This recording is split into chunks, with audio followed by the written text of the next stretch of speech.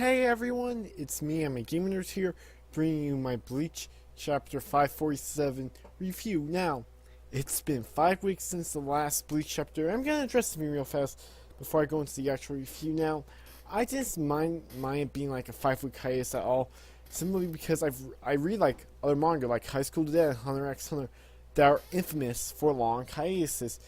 High School of the Dead literally went 2 years without a chapter, and Hunter x Hunter has the nickname Hiatus X Hiatus for a reason. The series has gone on numerous hiatuses, and the last chapter that came out, I believe, I've only been all caught with Hunter x Hunter since May of this year, but I believe from the last chapter of Hunter x Hunter, according to manga here, came out during March of 2012, and we are way halfway past halfway through 2013. We still haven't gotten a single chapter this year. I'm just gonna say it's like the hiatus to me wasn't that bad. I've been through worse hiatuses. Now onto the actual chapter itself. Now, okay, in this Bleach chapter is primarily exposition. Really not much happening with the fact that we more so learn that the Quincy's are linked through shells. I believe here's how it works. They more so could go to their hideout, leave, and enter it to go to the Seirete or Society by using the Reishi. That I believe is the case. They're able to use shells and the Reishi to enter the Seirete. That I believe is what they can do. Another thing in this chapter is that, of course, Kirikou and Hoshwall, Jounral Box second in command, they pretty much meet each other, and that's where we find out most of this information. We found the fact that this is one of the most where we found Quincy's are linked to the shells.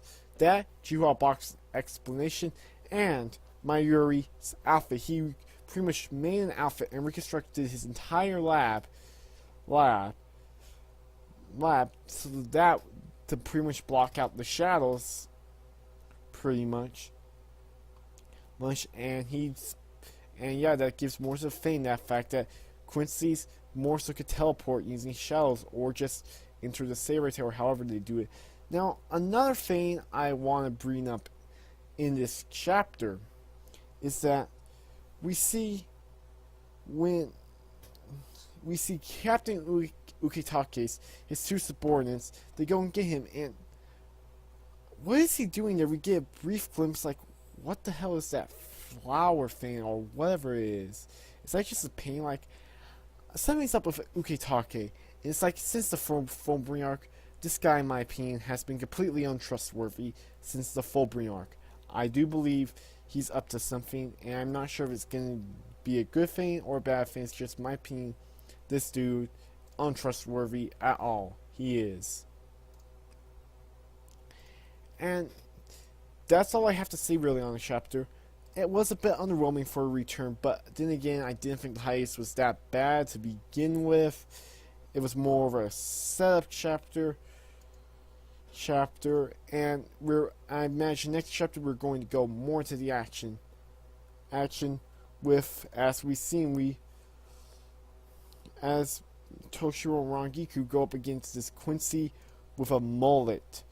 And I imagine that's what's going to happen in the next chapter, is that we're going to see Toshiro Rangiku fight the mullet head Quincy. That's what I'm going to call him, mullet head.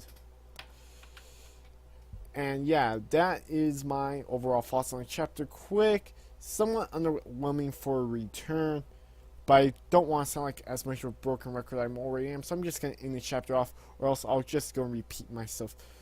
But yeah, anyways, my name's I'm a Game Nerd, signing out, peace.